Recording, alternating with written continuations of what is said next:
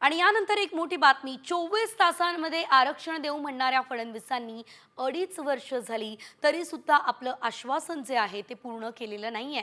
ही टीका काँग्रेसचे प्रदेश अध्यक्ष नाना पटोले यांनी केली आहे। फडणवीसांनी सदृढ लोकशाहीसाठी स्थानिक स्वराज्य संस्थांच्या निवडणुका महत्त्वाच्या आहे। हे प्रकरण सुप्रीम कोर्टात प्रलंबित आहे। मात्र हा प्रश्न लवकरात लवकर सुटावा यासाठी सरकार प्रयत्नशील असल्याचं म्हटलंय।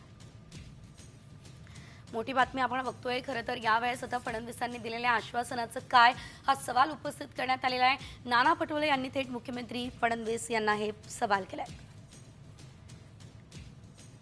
दृढ लोकशाहीमध्ये स्थानिक स्वराज्य संस्थाच्या निवडणुका न होणं हे चुकीचं आहे। सुप्रीम कोर्टात ते अडकलेलं आहे।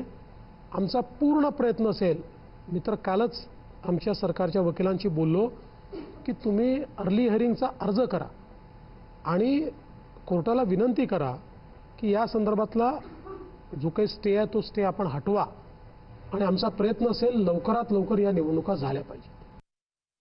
असं आहे, देवेंद्र फडणवीस साहेबांनी मागच्या काळात सांगितलं मी 24 तासात ओबीसीचं आरक्षण आणून देईल आणि हे करेल, तर त्याला 2.5 वर्ष पूर्ण झाली। त्यामुळे किती खरं आहे किती खोटं आहे ते झाल्यानंतरच कळेल।